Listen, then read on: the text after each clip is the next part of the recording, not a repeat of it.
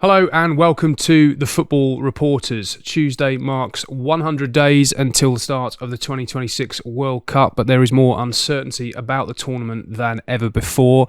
The conflict in the Middle East involving the US and Iran and several other countries has placed Iran's future at the tournament in doubt.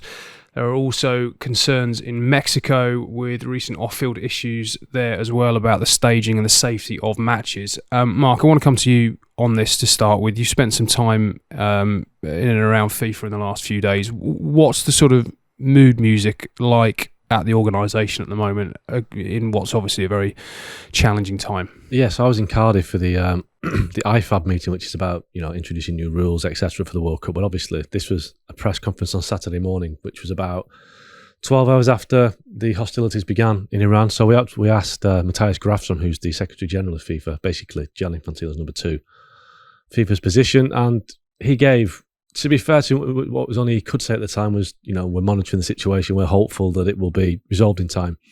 We asked a couple of more senior people in the next 24 hours, and the position was the same really, because, we're talking now 3-4 days after hostilities began. Nobody really knows what's going to happen. There are obviously potential issues if this continues and Iran are under attack from the US, then I think it's difficult to see Iran being at the World Cup, but who knows, it might resolve itself in 2 or 3 weeks. There might be a regime change in Iran, which may obviously affect how Iran is viewed in the US, the population, etc. So we don't quite know. But I think there are a couple of stage posts which will be key. I think we've got the World Cup playoffs at the end of March, which involve Iraq in the Intercontinentals. And then we've got the FIFA Congress, April 30th in Vancouver. So I think there are 2 stage posts in terms of what could happen. So what could happen?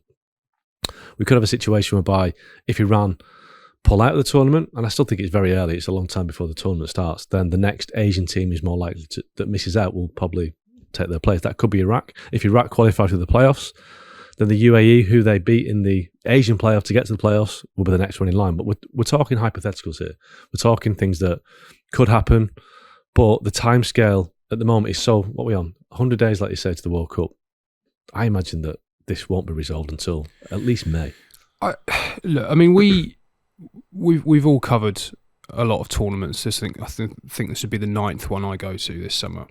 And before every tournament, there's always some uncertainty. There are a few scare stories around. If you take the last couple of World Cups, there were terrorism issues, particularly concerns in England because there'd been a poisoning on English soil by the Russian authorities, and there was talk about boycotting that tournament. Then in 2022 in Qatar, there were issues around human rights, migrant workers, talk of a boycott there. Obviously that didn't materialise. Either one of you picked this one up, but how do you think this compares? Do you feel this? Does this feel different? Does this feel more uncertain than any of those others, or is this? And I know we're talking about a conflict here, which probably answers the question. But does this feel more real as a threat to the whole tournament? I don't think there's a threat to the tournament. I think the tournament. If you're asking does a tournament go ahead, then I think the obvious answer is yes. Does it go ahead with all the teams who have qualified participating? I think that is in doubt. You mentioned there Russia in 2018 went ahead 4 years after Russia annexed Crimea in 2014. There was all those other issues around Russia at the time.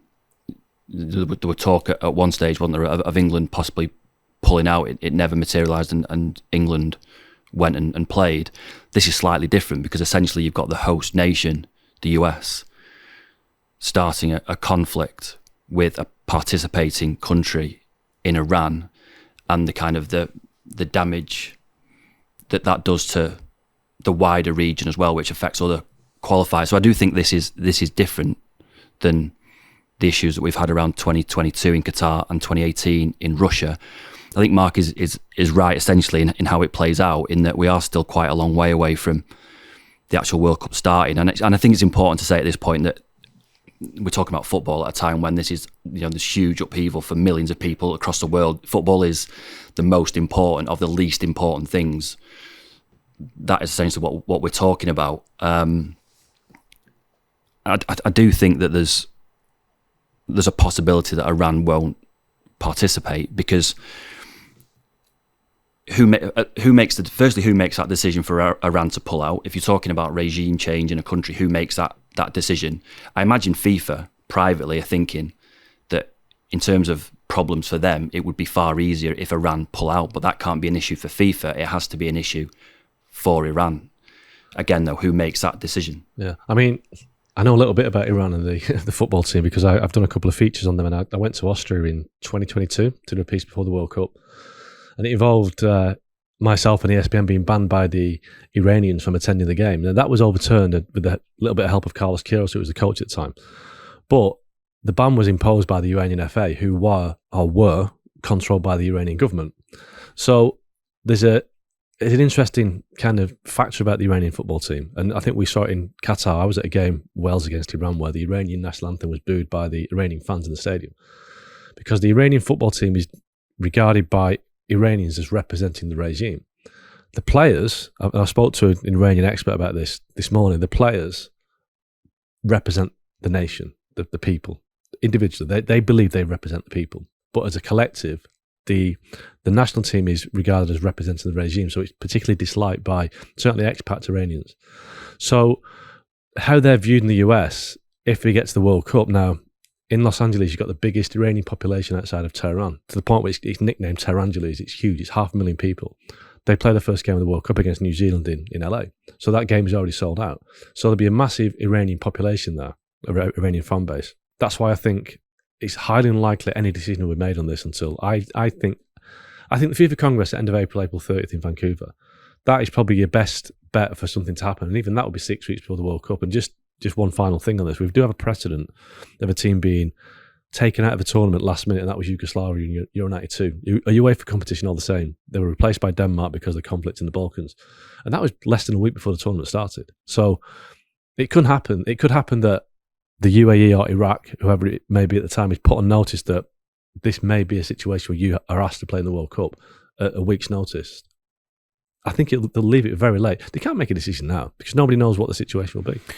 Can I, in the sort of conversations you've had with FIFA, I mean, this is obviously one aspect. There are other issues. There are licensing issues around the stadium in Boston. There are the issues, going on in Mexico. Did you get a sense from the hierarchy at FIFA that they are worried, in general terms, about the lay of the land before this tournament? Well, no. And as far as FIFA are concerned, this World Cup right now is going to be a massive financial success. And I think that is pretty much all they care about, because now they say they care about being the guardians of the game, and all the money raised goes back into the game. But that is the point, that they're making so much money out of this World Cup that they believe that more money can go back into the game. So the issues that you quite rightly raise, I don't think FIFA are, if they are concerned, they're not letting on. And we know that FIFA are, controlled by Gianni Infantino, who is very much kind of, I won't say dictatorial in his approach, but what he says goes. And if he's happy with the way it's going, and he's got a very close relationship with Donald Trump, then there are no concerns on that. And I think we've been to World Cups before, and you mentioned at the beginning that every World Cup we've been to has been preceded by issues. Once the football starts, it's one of those issues do seem to melt away. Iran's participation in this tournament is going to be down to Iran, or should be down to Iran. They're the ones that should make that decision. What if 2 days before the tournament, this conflict hasn't resolved itself, and Trump goes, don't want Iran there? Yeah, I mean, what happens? That's an impossible one to call. I don't think... well, who knows? I mean, who knows if the US administration will get to the point of denying a team entry to a World Cup? They could do. Like you say about the Emir of Qatar made a unilateral decision days before the World Cup that alcohol wasn't going to happen. Well, there are three. I mean, let's not forget there are 3 host countries. Yeah. Could Iran not play their games in Canada? Well, they could do, but then I suppose if they came to the group, I mean, as it stands right now, there is a scenario where if the US finish second in their group, they could play Iran in the second round in Dallas, which, again, with lots of ifs and buts, but it's all right having a country in one nation, but if they progress through the group, then, all bets are off. And all this is being played out. You mentioned there was a partial federal government shutdown in the US, and I think that the local committees have been denied something like, is it $1 billion in terms of, organising security, for example. You're talking about these games being played out against a backdrop of kind of like geopolitical uncertainty, with no money for security. To that point, I mean, you make that point about Iran, but if Denmark qualify through the playoffs and Greenland becomes an issue again, then what happens? Does Trump veto Greenland? So it's such a mess. And I don't think Infantino has the power to say to Trump, look, stand back on this. He'll probably try, and it has to be pragmatic to manage the relationship. But there are so many imponderables right now, and it's bigger than any World Cup that I've dealt with. Like I said, there have always been issues, but this is It does huge. feel different. I mean, to answer your first question, does it feel different? Yes. My gut on this is that Iran will take part, because do we see this conflict still being ongoing in 3 months' time? We don't know, but the way the world moves these days, it would probably not do. And then if it's a new regime in charge, I still think it's more likely than not that Iran will take part. I just think it'll take a lot of different things to happen for them not to. All right, well, next we're going to turn our attention to Mexico and look at the security issues in that country ahead of the tournament. Well, we're joined now by our colleague in Mexico, Fernando Vila. Thank you for joining us. Firstly, can I just ask you, give us an idea what the mood music is like in Mexico after what's been obviously a very uncertain situation in the last few weeks? Yeah, I know there's a lot of news all over the world about the violence here in Mexico. In Mexico City, there's no violence at all. It's just in some states of Mexico, like Guadalajara, and a corridor that involves the states of Michoacán, Tamaulipas. That's the middle of the country. We know that there's all over the news because military here in Mexico, with the support of U.S., killed the Nemesio Ceguera Cervantes, El Mencho, the most wanted criminal in the world. So obviously they have his people, the narcos, as we call them in Mexico. They have roadblocks.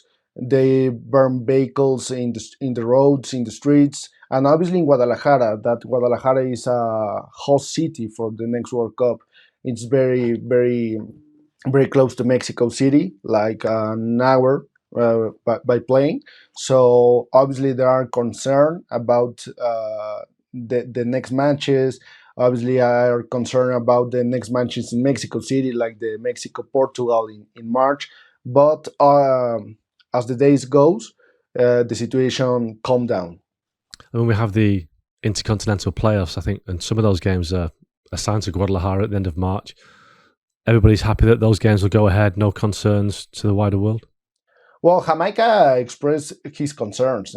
Jamaica is going to play in Guadalajara for those games, and obviously, I understand that position. The governor of the state of Jalisco, Guadalajara is in Jalisco, in the state of Jalisco, says that obviously the violence and everything is calmed down right now, and it is.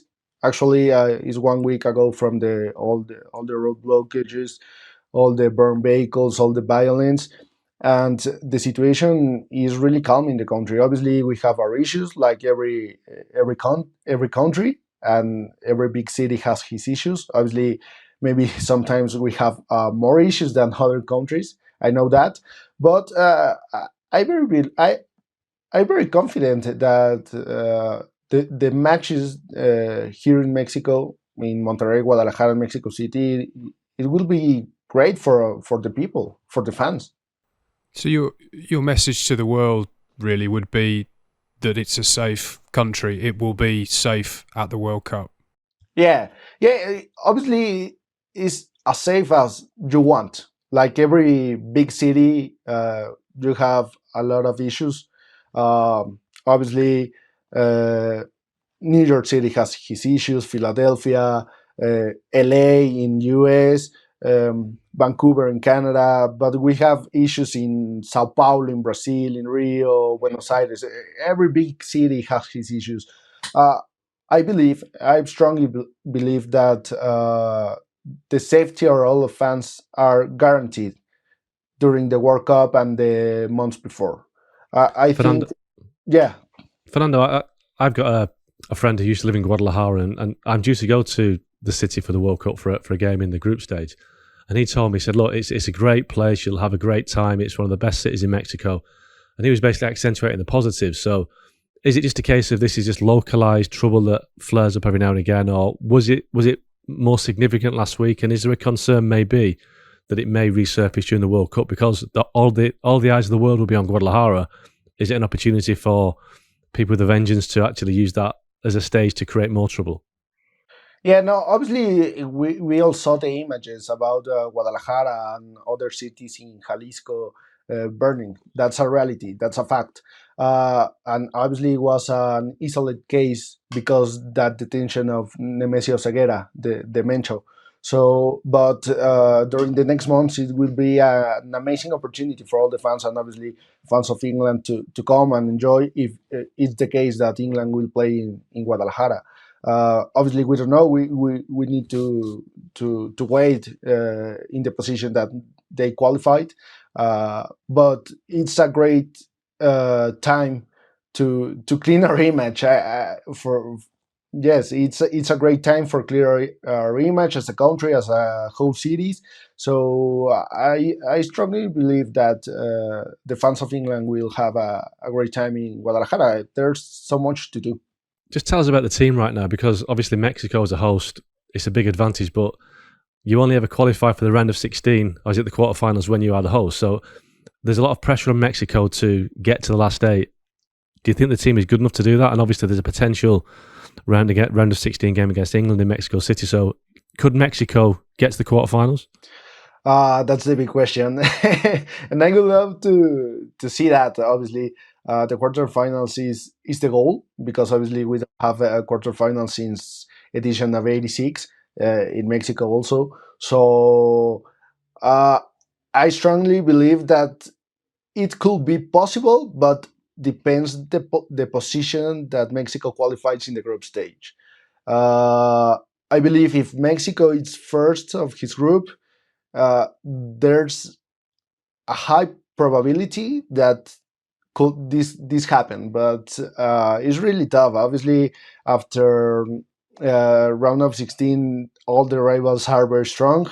So I'm not so confident. Maybe, perhaps, if Mexico qualified as a second or third of his group, but maybe if he finish first of his group stage, it will be done.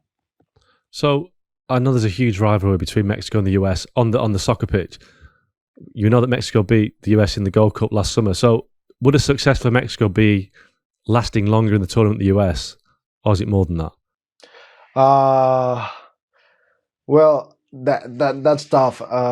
Yes, we have a lot of rivalry. The last Gold Cup was fantastic for us because obviously US have a very very fatherhood, as we call here. we call here from us in the last 2 years. So I don't think US could achieve more than Mexico in the next World Cup. Obviously, they have Christian Pulisic. For me, is his best man, his best player. But I don't think as a team they are strong enough as a Mexico. So I see Mexico with a better face and a better a better results in the next World Cup in here in Mexico and US and Canada. All right. Well, thank you very much for giving us a picture on and off the pitch of Mexico, Fernando. Take care, and we'll see you soon. Yeah, see you soon, guys. Take care.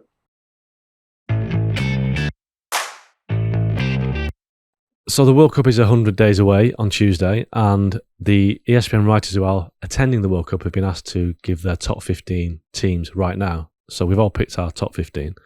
I don't think there's many surprises, but let's just say it's Spain, France, England, Argentina in the top 4. So the top 5 is Spain, France, England, Argentina, and then quite a drop to Brazil. Yeah. Maybe we start with Brazil. They're not, I don't think, the Brazil of old. No, this is the most unexciting Brazil team I can imagine for a long time. Really strange. You know, I think we all grew up with Brazil being the absolute pinnacle, weren't they? You know, from forever. Great players, but right now, we're even talking about Neymar possibly being part of the squad, which is amazing, really, considering his injury problems in his last 2-3 years. But and yet Ancelotti's going to get a new deal before the tournament. Apparently, yeah, just to get him out of the Man United job. Well, England obviously are third there, have done the same thing. Before we get to them, Argentina, Rob, can Messi still do it? I had Argentina, in my vote, I did have Argentina and Brazil higher than that, purely because I know that we all spent time at the Club World Cup in the US in the summer. I think that the climate will have quite a big say in who wins. And where teams play their games. If you're playing in Atlanta, for example, in air-conditioned stadiums, that's completely different to playing in the Hard Rock in Miami. Yeah. So there is an element of luck of the draw. I do think, I can understand why Spain, France and England are the top three.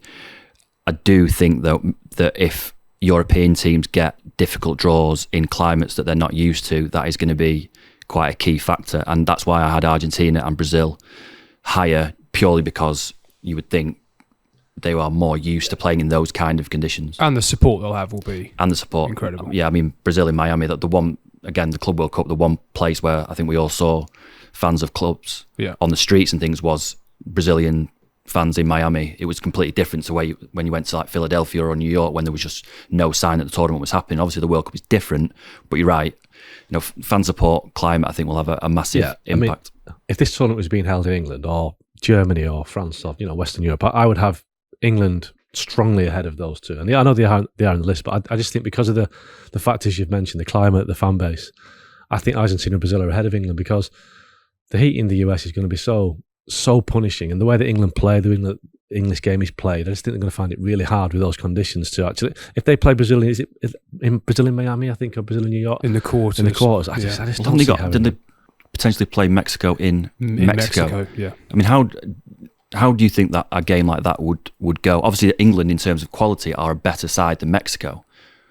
Altitude as well. How big a factor would home field advantage be in a situation like that? It would be huge, and we know that England are already, they've been trying sort of certain innovations behind the scenes to acclimatise to this. They've been training in heat tents. They've the FA developed these pills that the players swallow before they then get on the bikes, and these pills can assess how players' bodies react to temperatures and how long they can last. And from that, Tuchel's going to get a pretty accurate assessment of which players can play in certain conditions and for how long, because they know it's going to be such a big factor. In England, we all know how intense the Premier League is. You've got every team has basically gone through to the knockout round of the Champions League, so you're going to have so many players engaged to the latter stages. We're talking about how potentially easy the Arsenal draw is. You'd think they're going to go quite a long way. City are obviously going to go right to the wire in multiple competitions. You've got players who are going to be engaged right up until the end of the domestic season. Then they're going to go to Miami at the beginning of June. They'll have 10 days, 2 warm-up games, and then they're straight into the tournament. And once the tournament starts, they're pretty quick turnarounds, aren't they? So there's not going to be a lot of time to catch your breath. And you mentioned the Club World Cup. I sort of remember watching Chelsea, for example, when they were trying to train in Philadelphia, that just because of the time of the day and the way that the stadium was designed, they were huddled in one strip, trying to stay in the shade with fans bursting into them. And I honestly looked at Cole. I always remember looking at Cole Palmer, and obviously he had a great tournament, so he was able to overcome it in the end. But he looked absolutely shattered within 10 minutes of starting the session. We spoke to Nathan Ackey after one of those Club World Cup games, and they played at 12 o'clock in Philadelphia City. And he was asked afterwards about how did he view the game? And he said, well, I thought there was 2 different games. The first half, there was loads of cloud cover, and it was relatively cool. And the pace of the game was far quicker, and City scored a load of goals. Second half, the clouds cleared, the sun was beating down, and Ackey just said it was like us playing in a different game. It's like completely different in terms of your breathing, the movement, the speed of the ball, the speed of passing. And that City really struggled in the second half of that game simply because the clouds had cleared, and it was midday in Philadelphia in the middle of summer, and they couldn't cope with the conditions. Yeah, that for me is a massive one. But just on that potential Mexico game in Mexico City, I just think that is going to be such a tough game for England to deal with, because the altitude is a factor that they can't prepare for, because they're spending the majority of their games in the US, not at altitude, and to play Mexico of all teams in Mexico City at altitude. Now, there's a suggestion that if you get in and out in the space of 2 days, it doesn't affect you so badly. I don't know if you guys have been to altitude. I remember being in Denver once on a Man United tour, and straight away you can feel it. You just feel like you've got headaches, that you feel lightheaded, and you're playing against a team that has grown up in that environment. So, well, I was just looking at the Mexico City guideline. Yeah, they say altitude sickness usually occurs above 1,500 meters. When a city is 1,500 meters above sea level. 2,240 is Mexico. You're playing the host nation, potentially playing the host nation in their own ground, in an iconic stadium where the last time England played there, we know what happened, was the old hand of God. So they've got a bit of history there. I just think if England were playing a friendly against Mexico in Mexico City, you wouldn't necessarily be expecting England to go there and batter Mexico. So why would you expect it in a tournament? No, and I mean, let's just get into a little bit more about England. I do think that there are certain issues in the team still. I mean, I know that their qualification campaign was flawless. They won every game. They didn't concede a goal. There's an evolution in the way that they're playing. That there's a confidence. Tuchel's obviously signed a new deal. He seems to be loving life there, but we don't know who's going to start left back. I still think central midfield is a big problem. There's a lot of trust being placed in Elliot Anderson, who's done very well since he's come in, but who knows whether he can do it in a tournament. Centre of defence. Centre backs, you still think are a concern, and obviously if something happens to Harry Kane, don't even turn up. Lord only knows how. But he always struggles. I won't say struggles at tournaments, but apart from Russia, he does look leggy, doesn't he? Well, he looked finished after the last Euros, yeah, and yet he's now, what is he, the most informed striker in maybe the world since then at Bayern. There are a lot of issues with England. I mean, the centre backs one is interesting. John Stones has barely played for City. He is back now, but has barely played. Harry Maguire is back in the conversation, but again has had injury problems and has been left out of the last couple of squads. Beyond those two, you're looking at what? Gahey starts. But then beyond that, you've got what? Dan Burn. Dan Burn will go. Trevor Shabala, possibly. It was in the last squad. Maybe. I think. I know that Tuchel absolutely loves Stones. You've got Phil Foden, who's not playing at City. You've got issues with Cole Palmer.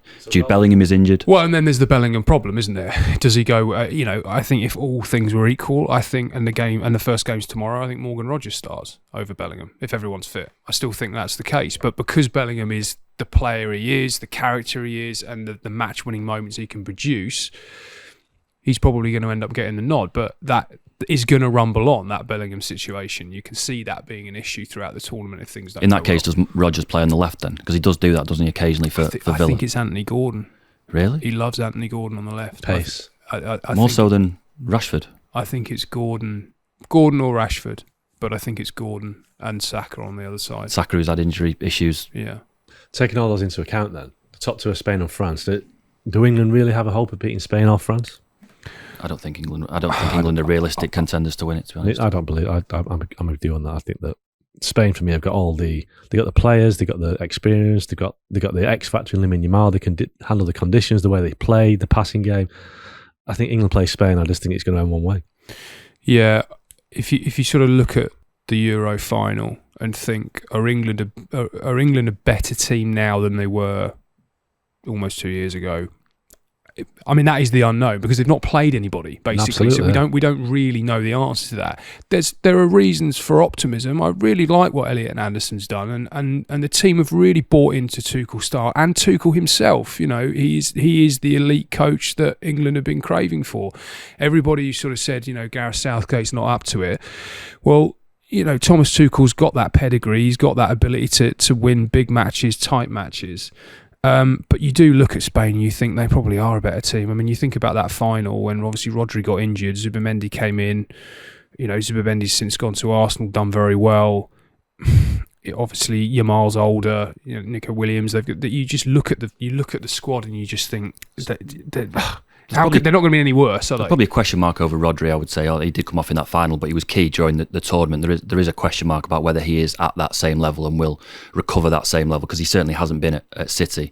They've tried to manage him so carefully, and even when he's played, he has looked a little bit, not off is the wrong word, but a little bit maybe apprehensive, which is probably natural after the injuries he's had. So it depends. Pep has always said that he thinks that Rodri will be back to his best at that World Cup, because he'll have enough time under his belt, but remains to be seen. So we've looked at the favourites. Now every World Cup has a surprise team that goes much further than we expect, and I'm just looking at that list. We've got, for me, Norway in 12. You've got Martin Odegaard, you've got Erling Haaland, you've got Sørloth, you've got all these top players who, Norway could be very dangerous outside, couldn't they? Yeah. I think if you can score goals, if you've got someone that's scoring goals regularly, if you have a player who scores, I mean, usually 6 gets you the golden boot, but there are more games, so you're talking maybe 8, 9, 10. If you get a player who scores 10 goals, you're probably going to get to the quarterfinals and possibly beyond. So Norway, if Haaland is scoring, I've got a great chance. Other teams on that list, Morocco, Senegal, Croatia are 13th. There's a lot of reasons to suggest that Croatia aren't going to do well, but I've said that for the last 2 tournaments and they got to the semi-finals both times. Should we apologise for Italy being on this list in 15th? I'm amazed, really, because I saw. It's going to be an internal investigation into who actually voted for him. It wasn't me. I didn't. No, I didn't, because I mean the last time Italy got to a World Cup was what, 2014. Yeah, they've missed the last two. I saw them play in Moldova in the qualifiers. So I was doing a piece about Italy's recurring nightmare, and they play Northern Ireland in the playoff in Bergamo. And if they win that, it's probably going to be Wales in Cardiff. I think Wales in Cardiff, it could be tough for Italy. So, and they haven't got a squad. You look at the players they've got, and I think Portugal might have a run in them. Yeah, Portugal. I think Portugal, you're always kind of waiting to see what they're going to be like, whether the coach, whoever it's obviously Roberto Martinez now, can mould them into a team. But they've got some fantastic players. If they get to that tournament with all their players fit and intact, obviously the Ronaldo question is a problem. And again, here we are, another World Cup, and we're having that same debate about Cristiano Ronaldo. Martinez shows no appetite to drop him whatsoever. But he's still scoring goals. This is the ridiculous thing. I was at the Nations League last summer. They beat Spain in the final. He scored against Spain and Germany in the Nations League. He's still scoring against the top teams. And, in the World Cup, they were playing against probably weaker teams than Spain and Germany. So if he's still scoring goals, fine. But, I mean, yeah. And there's no one necessarily ready to... I mean, there isn't an out-and-out centre-forward.